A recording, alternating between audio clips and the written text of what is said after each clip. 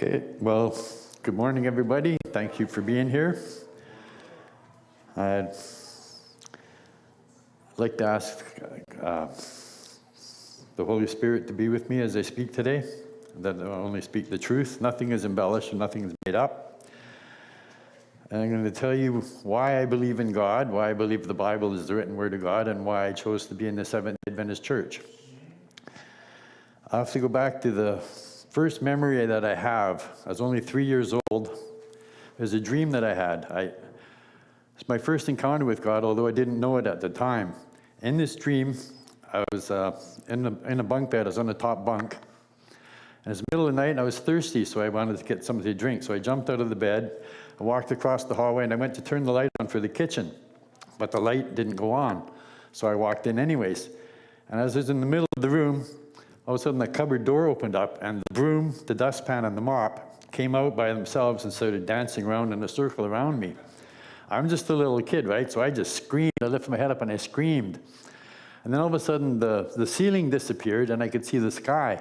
And I looked over to my right and I saw a man on a cloud with a bunch of people behind him. And he came down and he grabbed me by the hand and took me away. And then I woke up. And to me that was just a dream that I forgot about it for a long time. And I was 3 years old then, and we were living in Winnipeg at the time. I did kindergarten and grade 1 in Winnipeg, and then we moved to Kenora, and I did grade 2 and 3 in Kenora, and then I was transferred to another school, so I did grade 4 in Kenora, and then my parents were divorced. My mom married a man who was in the pipeline, so we moved to Brandon, where I did grade 5, and then we moved again to Winnipeg to finish grade 5. And then my dad decided he wanted to move up to Mackenzie, BC. So we moved to Mackenzie, BC, and I did grade 6, grade 7, and half of grade 8 in Mackenzie. Then my mom got cancer, and so we had to move closer to Vancouver so she could go to the cancer clinic. So we moved to Kamloops, and I was in Kamloops where I did the rest of grade 8, grade 9, and grade 10. And I was in Kamloops when I was 13 or 14 because my parents got cancer, they decided to get religious and they started attending a Baptist church. And so we started attending the church too, and that's where I first learned about Jesus dying on the cross for us and being our Savior. And he was the Son of God. But the thing that really caught my attention was that God was the God who knows the end from the beginning. He knew the future, and I was interested in that prophecy, so I started checking out the book of Revelations. Well, I might as well have been reading Chinese because it didn't make any sense to me at all. We moved from Kamloops to, well, when I was 16, I got into trouble with some pot. I started smoking drugs then. And my parents called the cops on me, so I decided I'm going to go live with my dad in Ontario. So I moved to Ontario and did grade 11 in Ontario. Then my dad decided to quit his job there and go logging up in Mackenzie. So in grade 12, we moved back up to Mackenzie. So I did a lot of moving around, didn't grow up in one spot all the time. And on the last day of school, my stepmom told me, the last day of school, you're out of here.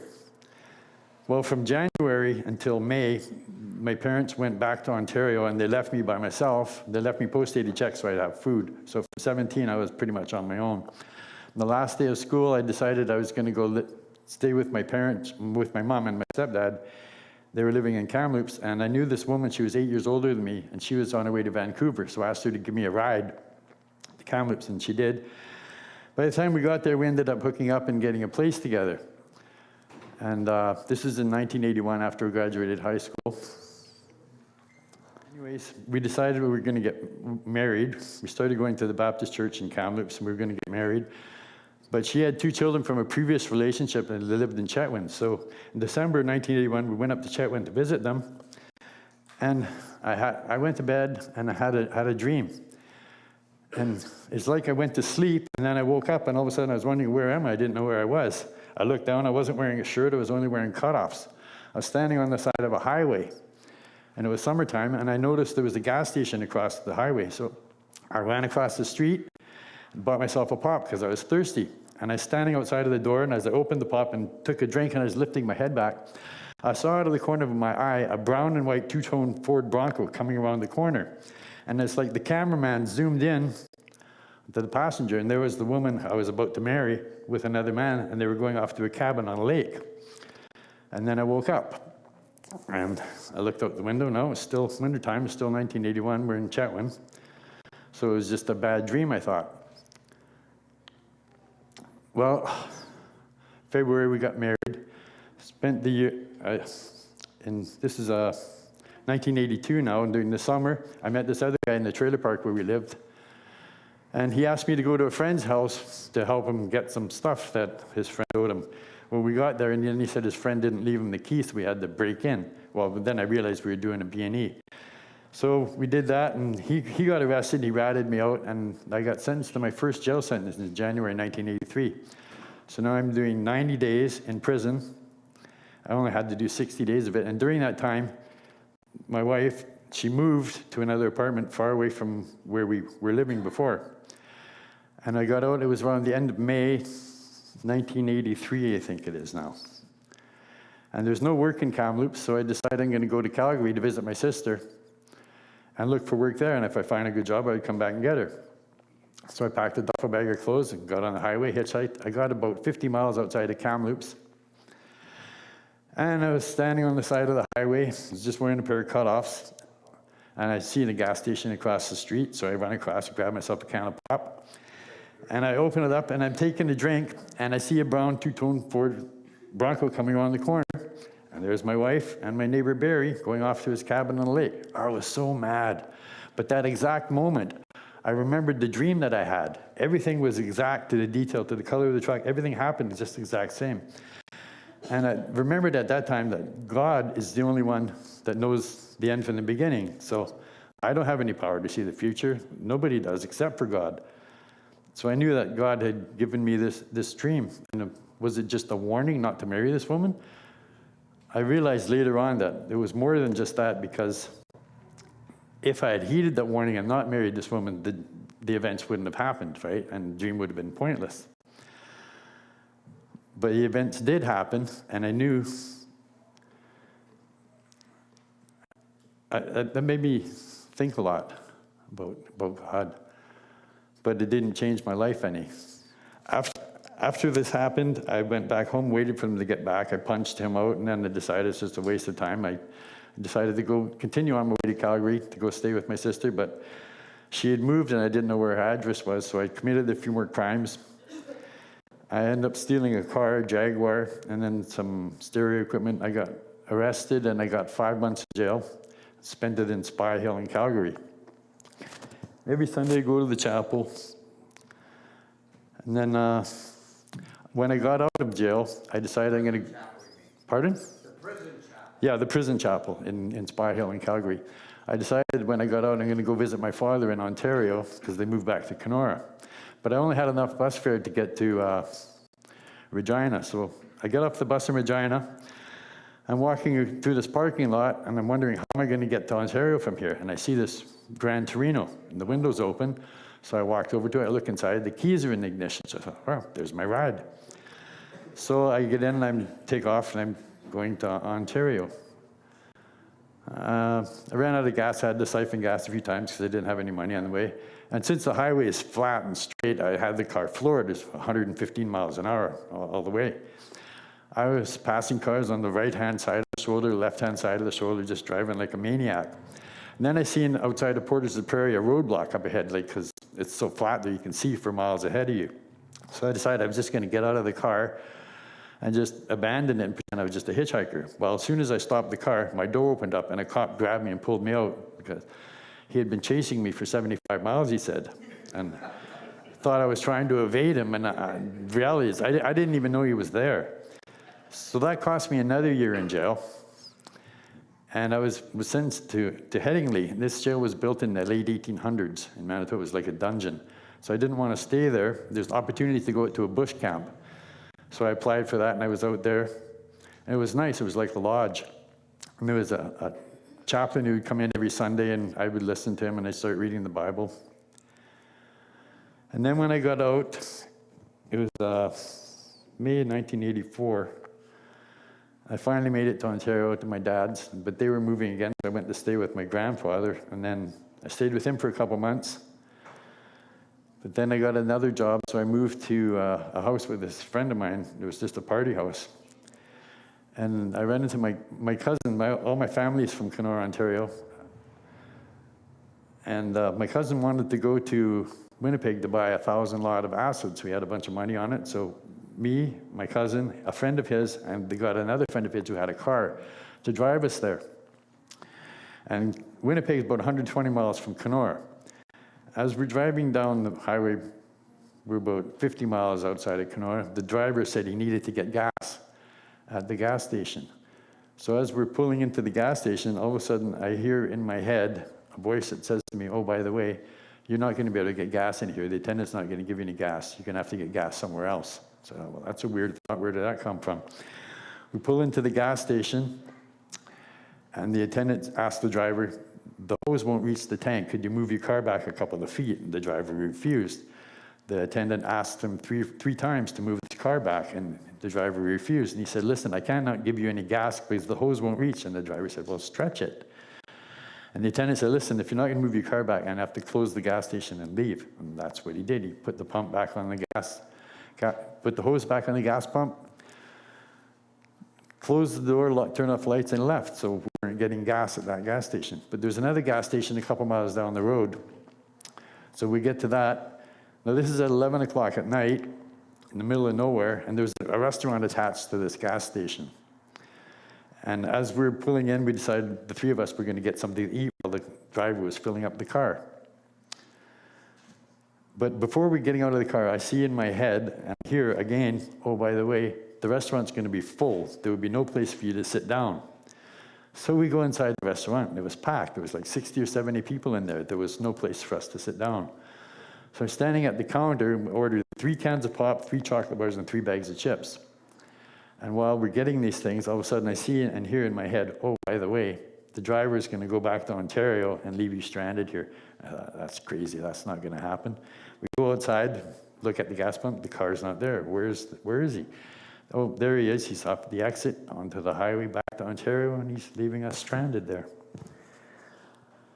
So at that moment, we were going to ask somebody else for help, but the voice in my head said, "Oh, by the way, don't bother asking anybody for help. There's nobody there." We turned around. The lights were off. The restaurant was closed. Everybody was gone. So if we're stranded in the middle of nowhere, we've got lots of money, but it's useless. We're walking down the highway, and then God says to me, "How can I use you to tell people about me when you're not right with me yourself?" And that stuck in my head, but it still didn't change anything. We bought the drugs, and the next morning, I was bored, so I said, "Tell you what, you steal a car and I'll steal a car, and we'll race to the Calgary Tower in Alberta." So he went left, I went right. I ended up getting a 66 Mustang. I took it to an underground parking lot, give it a quick paint job, switched the plates with another car, and then decided, I waited till the mall closed, or just before it closed, and got into the car. And I didn't think my cousin would do this, so I went back to Kenora, where he was. He used the car to commit a couple of robberies. And then I broke into the Ontario Hydro and stole some money from there. And I grabbed my cousin at 6 o'clock in the morning, say, "We're going to Mackenzie." We got on the train from Kenora, and we get to Calgary, and from Calgary we take the bus to Edmonton, and then from Edmonton to Mackenzie. When we get to Calgary, my cousin wanted to go shopping. He needed some new running shoes. He had lots of money on him, but he decided to steal the running shoes instead.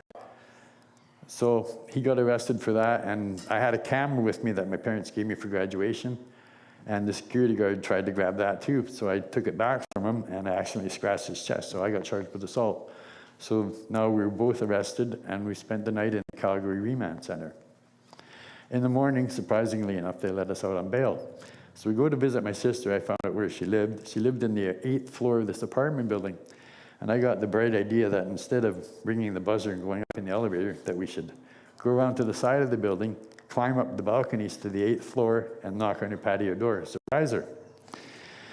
So we did that, and that's something I'll never ever do again. But it was a waste of time, because when we got up to the top and knocked on the patio door, neither one of them was in the living room. Her husband, Don, came out, and he saw us on the balcony, and he opens the door. "Oh, did Angela let you in?" And I said, no, we climbed up the balconies. And he said, oh, yeah, sure you did. And then my sister came out of the other room, and she thought her husband had let us in, so the climbing up the balcony was pointless. It didn't surprise them at all. So anyways, where am I now? We leave Calgary, and we get to Mackenzie, and I used to live there, so I get up early in the morning. I got up early to smoke a joint and go for a walk. It's at 5 o'clock in the morning. I ran into an old friend of mine and was sat at his house listening to music. And later on in the afternoon, I found that the police had raided the trailer where we were staying at, and they arrested my cousin, and now they're looking for me.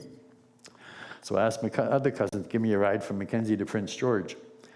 Well, we're at McLeod Lake, which is about 40, 50 miles outside of Kamloops, and the police pull us over and they asked me if my name was Daniel Mosionier. I said, no, it wasn't. I threw my pop down at his feet, took off down the Skidoo Trail. Now, this is early November, and I got to the edge of the lake. I didn't know if the lake was frozen over or not. So yeah, by the police. Yeah, he started chasing me. But I got to the edge of the lake and decided to go across anyway. I made it to the other side, through the bush, and found this old logging road. Walked down this road for hours, and I was really cold because it was minus 16. I wasn't dressed for the weather. And I thought, when I made it back to the highway, I'll flag down the next car that comes along, whether it's a cop car or not. I didn't care. But it wasn't. I got a ride with this guy to... Were you wet? Pardon? You swam the lake? No, it was frozen over, because this is winter, right? In early November. It was minus 16 that night, actually. So anyway, we get to Kamloops, and I didn't have any money, so I had to do another B&E. And as I was doing the B&E, the people came home. So I had to jump down from the balcony onto the road, and I'm still carrying the axe that I used to open the door. As I'm walking down the alleyway, crossing the street, there's a cop. He's got someone pulled over, but I just walked past him and continued on down the alley. And there was another cop with a dog, and just as I was passing him, he got the call with my description. So he started chasing me. And I ran, and I come to this underground parking lot. I realized it was too far to go all the way around. I looked over, it only looked like about a 12-foot drop. So I jumped. It turned out to be a 26-foot drop. I shattered both my ankles, and I still managed to climb into the back of this truck that was pulling away. But somebody yelled, there's someone in the back of your truck, and so I jumped out, and that's when the cops swarmed me, brought me to the jail, booked me, and then brought me to the hospital, and I stayed there for armed guard for 2 weeks. Then I was in the prison. I got sentenced to 18 months.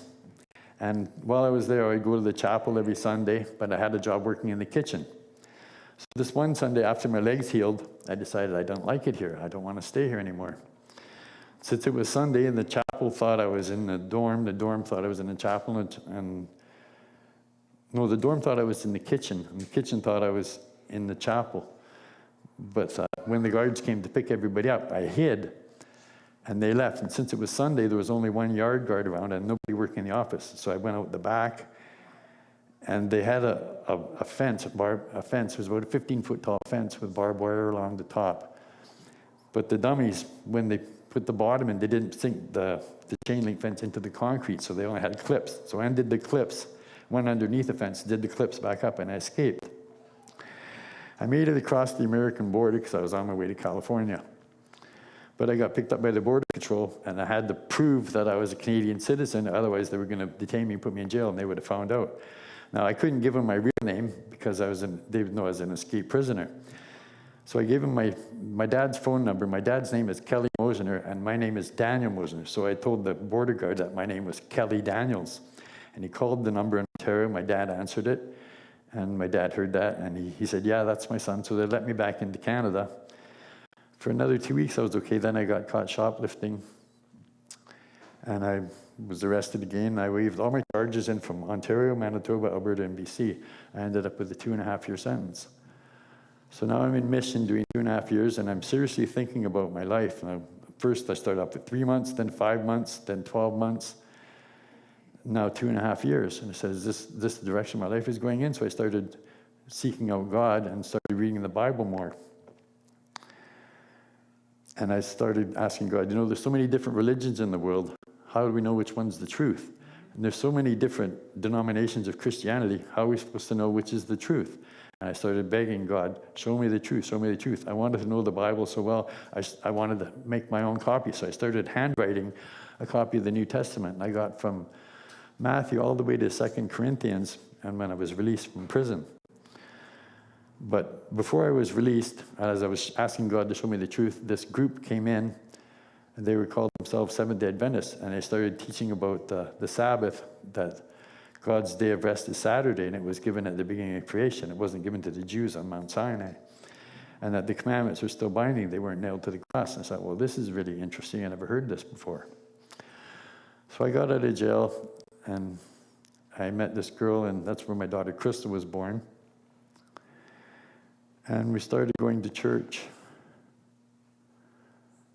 I had to move because of my drug addiction. I had to move to Banff. And when we were in Banff, I found a book called Beyond Pitcairn. It was about this guy who was a pirate, or he was captured by pirates. But anyways, he found a Bible. They started studying it, and they became Adventists. So I thought, wow, every time I'm asking God for the truth, he's talking about this Adventist. So I'm going to have to go to Adventist church and check this out. So we got to Calgary. This is 1989 now. And I go to the Calgary Central Church. It was a Tuesday or Wednesday afternoon. And there was a man standing at the top of the stairs. And as walking up the stairs, he says, "Good afternoon, we've been expecting you." He hands me a copy of The Great Controversy, and he says, "Here, read this. When you're done, I have some more for you." So I read it. I started reading it. I got into my car, and I started reading it. And I felt the presence of the Holy Spirit right away. And I thought, this is what I've been looking for. So I joined the church and got baptized. Attended several Revelation seminars.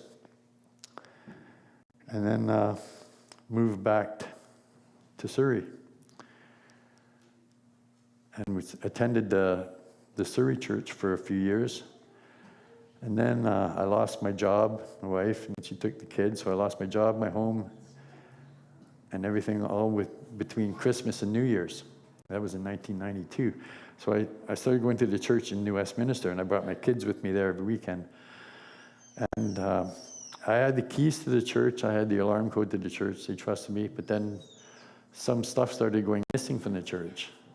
And I got blamed for it, so I left and never went back and started doing drugs more. Next thing I know, 20 years goes by. There was one part where I was homeless so bad that for 5 months I didn't even shower. I only had one pair of clothes, and then somebody was kind enough to bring me to their house. They gave me another set of clothes and let me have a shower. But then I had to go back and live in my tent again. So it was another 8 months before I had another shower. And that was a really bad time in my life.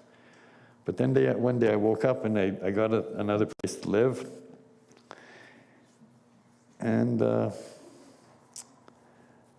met this girl, and I fell in love with her. And 2 weeks into the relationship, I found out she was a prostitute.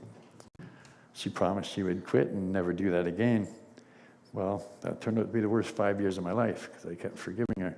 Then one day I just walked away. I was alone again for another 10 years. Then I met this other girl. She was homeless, so I let her stay with me. And she seemed like the perfect female companion. For 3 months, we were inseparable. And then one day, something switched in her head. But she was a certified crazy person, because I visited the Surrey Psych Ward in Surrey Memorial Hospital for 24 days in a row, 6 hours a day. I was there. And the day she was about to be released, I went to go pick her up. She told me to F off, and she went and partied with some other guys. 3 days later, she comes back to my house, and me, like an idiot, I forgive her and let her back in. Well, the next morning, I heard a noise in the living room. I got up, and there's these big guys in the living room. I asked them, "Who are you? What are you doing in my house?" And one guy gets up and he says, "None of your business. You got a problem with that?" He smashes me, breaks my jaw in 2 places. So now my jaw's wired up. We had to move from there. And I got another apartment. And with this girl, this crazy girl. I don't know why I did that. It was stupid. Same girl? Yeah, the same girl. She just got some money from a ICBC. She bought a car. She spent $2,000 on the car, $1,000 in insurance, $1,000 on a license. Within 2 hours of buying the car, she had it impounded for a DUI. Now, this is when I just got my first disability check, $888. So it cost her $800 to get the car out. So I gave it to her. She got her car back. And 2 weeks later, she did the same thing again. It was DUI. And then she came back and told me she was leaving me, and she smashed all of my stuff. And then I couldn't afford to pay the rent myself, so I was homeless again from November until April, and throughout the winter. And that's when I found the place where I'm at now. And then from there, I was going to the House of Grace all the time. That's where I met Patrick. And Patrick kept inviting me to Bible studies, and I'd never go. It took 2 years before I finally went to a Bible study with him. And I was at Davis Lim's house. We went to Davis Lim's house, and he was relentless in inviting me to church all the time. It took a while, but I finally started going back to church. We went to one in Burnaby, and then went to Surrey Church, and then Patrick invited me to come to this church, and I started coming here. And then I realized that I'd forgotten a lot of stuff, and I had to restudy again. And the one thing that I learned in here was that Ellen White was a prophet, and I had a little trouble with that, but then I remembered that the dreams that God gave to me, I said, this is really happening. But most people think that the 1844 thing was just something that the Adventists made up. But if you search in the Bible, you see that it's all right there. In Revelation chapter 3 and 4, when Jesus was, the 7 churches are known to be the condition of the church at different stages of time. The first church, the apostolic church after Jesus ascended, and the 7th church is the last church, which is called Laodicea, which means judging the people. And in order for Jesus to establish his kingdom, it says in Isaiah 9 verse 7 that he establishes it with judgment and justice. So he has to go and perform a work of judgment to establish his kingdom, so he knows who he's going to bring back to heaven with him when he comes. And this is all in the book of Revelations and in the book of Daniel. And so that's probably confusing to you, but this is why I chose to believe in the Seventh-day Adventist Church, because they teach the truth. When you move if you follow Jesus and move from the holy place to the most holy place, then you see the Ark of the Testimony, the Ark of the Covenant, and you understand the truth about the Sabbath, you understand the truth about healthful living, you understand the truth about the commandments. But the people who didn't move with Jesus from the holy place to the most holy place, they're spiritually blind to these things. And what happened is when Jesus moved from the holy place to the most holy place, Satan sat down in the holy place. And the people who were keeping Sunday, when the Holy Spirit when you go to church every Sabbath, the Holy Spirit meets with you every Saturday. But if you show up on Sunday, the only spirit you're receiving is the spirit of Satan, which is a sad thing. So anyway, this is why I believe in God, because of the events that happened in my life. And this is why I chose the Seventh-day Adventist Church, because they teach the truth. And that's all I got to say right now. Thank you for listening.